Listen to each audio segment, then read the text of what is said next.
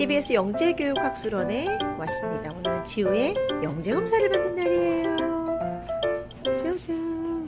약간 좀 어린이집 같기도 하네요, 이쪽에. 그죠? 지우야, 안녕. 굿모닝. 뒤로 돌아. 인사하세요. 강지우. 안녕하세요. 우리 애기 5살. 들어가자. 자, 검사 전에 먼저 이런 것들을 작성을 하네요. 자, 아이의 어떤 발달에 대한 기록들이고요. 뭐 사회적, 언어적인, 운동적인 특성들도 기록하고 뭐 기타 일반 정보들을 기입하는 단입니다. 여기서 지금 우리 아이가 검사를 받고 있습니다. 어떤 결과가 나올까요? 궁금하네요. 자, 지금 12시 13분이고요. 아기가 들어간 지 1시간 40분 됐어요. 위피 기능 검사는 끝났고 이제 좀 창의력 뭐 이런 검사를 한다는데 쉬지 않고 쭉 간대네요. 어우, 5살밖에 안 됐는데 지금 집중력이 저 같아도 지루할 것 같은데 한 2시간 넘게 걸릴 것 같아요. 검사가. 저 밥 먹으러 가야 되는데 배고파요. 12시 13분입니다. 아이가 빨리 잘 보고 오길 바라며 짝짝짝 짝짝짝. 재밌었어요? 엄마 봐봐. 밥 먹고 또 저기 가래. 재밌었어? 밥 먹고 또 저기로 가래. 그렇게 재밌었어, 세상에, 우리 애기. 지우야, 뭐 했어? 색칠하고 색칠했어? 또 뭐 했어, 지우야? 그림 맞추기. 또 뭐. 그리고 또? 그거밖에 안 했어. 그거밖에 안 했어? 까지 오셔도 될 것 네, 같아요. 그렇습니다. 만약에 그때 준비 안 되면 조금만 기다려주세요. 네, 고맙습니다. 퍼즐! 너무 재밌었겠다, 지우야. 검사가 나가거든요. 야, 어떻게 나온 거는가요? 네. 어때요? 진행이 좋게 나왔어요. 오. 상이 네. 3% 네. 나와가지고 상위 3%. 짜잔! 우리 지우는 상위 3% 영재로 나왔습니다. 자, 지우야, 영재래. 우리 지우 똘똘이. 이거 동영상인데? 지우야, 참 기쁘네요. 해야지. 참 기쁘네요. 예, 보니까요. 지금 언어 이해 지표 점수, 시공간 지표, 요동 추론 지표 점수, 작업 기억 지표 점수, 처리 속도 지표 점수 이렇게 해서 나와 있고요. 우리 아이스크림 먹으러 왔어요. 우리 지우는 딸기 썬데, 저는 트러플 썬데입니다. 자, 우리 지우는 오늘 2시간에 걸쳐서 재미있는 놀이 영재 검사를 받았어요. 지우야, 그거 2시간 동안 할 때 뭐뭐 했어, 지우? 퍼즐이랑 그림이랑 맞추기. 어땠어? 재밌었다. 재밌었어. 2시간 동안 검사했는데 재밌었대요. 어른도 지루할 것 같은데. 어찌되었든 똘똘하다고 나왔으니까 잘 키워볼게요. 사실 뭐 저는 뭐 교육이나 뭐 영재 이런 거에 큰 관심은 없고요. 그냥 애가 어떤 면이 발달했는지 궁금하기도 하고 뭐라고 할까요? 그냥 나중에 봤을 때 이런 검사했는데 너 이렇게 나왔다? 라고 보시면 재밌을 것 같아요. 한번 해봤어요.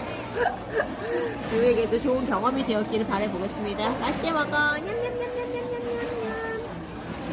사람한테 인사해. 안녕. 엑슬러 검사 이것이 궁금하다. 궁금하신 우리 어머님들 내진 여러분들을 위해서 제가 한번 이거를 설명해 드려볼게요. 저희 아기도 어저께 검사를 받았고요. 이게 뭔지에 대한 좀 보여드릴 겁니다. 우선은 그 엑슬러 검사 자체가 뭔지에 대한 얘기를 좀 해봐 드릴게요.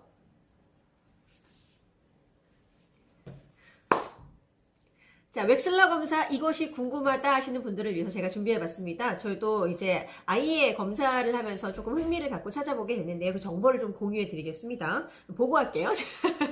보시면은 웩슬러가 이제 만들었어요. 루마니아계 심리학자, 미국인 심리학자고요. 얘가 기존의 비뇌 검사, 미국에서 또 1차 세계대전 무렵에 빠르게 입영 대상자를 선정하기 위해 검사를 했대요. 그래서 이게 아미 알파, 아미 베타와 기존 여러 검사들을 바탕으로 해서 만든 WBI를 개선해서 만든 지능검사라고 합니다. 그래서 현재 지능검사 중 세계에서 가장 많이 쓰이고 있다고 해요. 성인용뿐 아니라 소아, 영유아 버전 등 다양하게 이제 준비가 되어 있고요. 인간의 지능을 측정하려는 첫 번째 시도는요, 1905년 프랑스 심리학자인 알프레드 비네와 정신과 의사 테오도르 시몽에 의해 이루어졌다라고 합니다. 자, 어쨌거나 이 검사 보시게 되면요, 10개 정도의 검사를 통해서 언어 이해, 지각 추론, 작업 기억, 처리 속도를 보는 겁니다. 이게 또 용어만 달라진 거지 실질적인 검사 내용은 예전에 비해 크게 달라진 건 없다라고 해요. 결과값이 나오면은 IQ 평균은 100이고요. 표준 편차가 15 정도인 정규 분포 이렇게 생긴 거 있죠.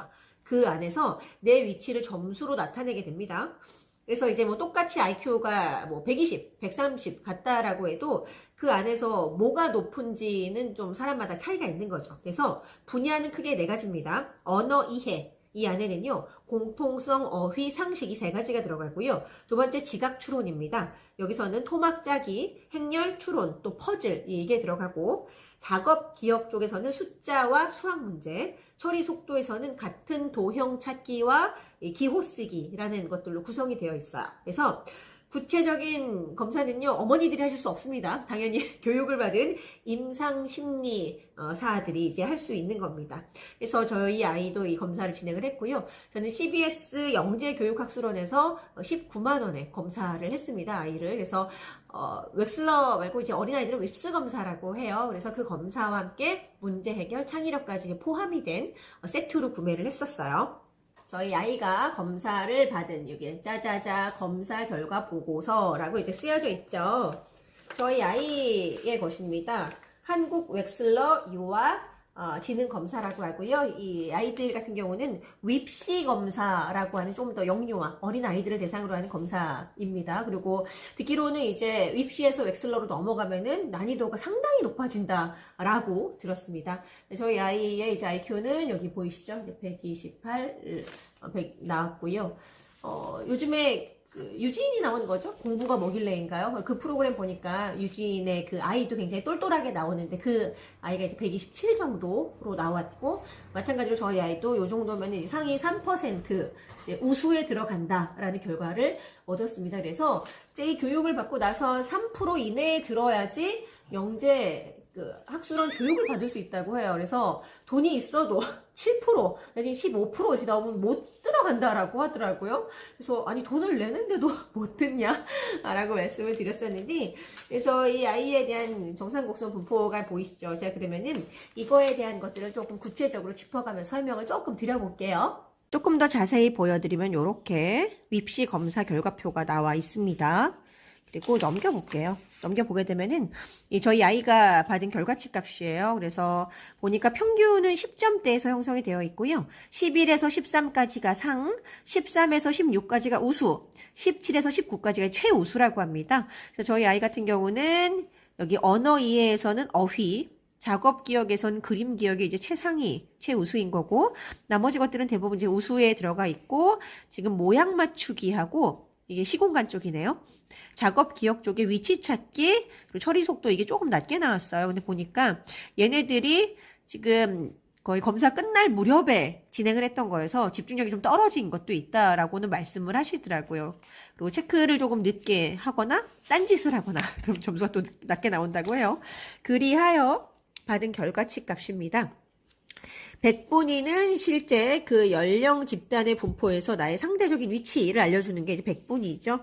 그래서 여기 92가 나왔다라는 거는 이 뒤에 8명, 그러니까 내가 앞에서부터 8번째로 잘한다 정도로 이제 이해하시면 되는 겁니다. 그래서 지금 3개는 90대 점수가 나왔고, 지금 처리 속도가 좀 늦게 나왔어요. 그래서 이 아이가 말씀을 들어보니까 하나 하고 나면은 맞아요? 잘했어요? 뭐 이런 걸 자꾸 물어보면서 확인을 했대요. 그래서 이제 늦게 나왔다라고 말씀을 주시더라고요. 대체적으로 이제 고르게 나와서 다 우수하거나 평균 상 이상으로 나온 것이 확인이 됩니다. 그리고 이제 여기는 이제 서술해 주세요. 어떤 것들이 좋았다, 이 아이가 어떻게 받았다라는 것들 이제 꼼꼼하게 설명을 주시고요. 요약과 교육적 재현이라는 것도 주십니다. 웩슬러 윕시 검사죠. 이제 유아 지능 검사의 소내용 한번 볼게요. 언어 이해 지표, 시 공간 지표, 유동 추론 지표, 작업 기억 지표, 그리고 처리 속도 지표까지 해서 이렇게 이제 나와 있습니다. 그래서 제가 초반에 이 검사에 대한 설명을 드릴 때 아까 잠깐 설명을 드렸지만 이 안에는 이렇게 세부적인 항목들로 구성이 되어 있다.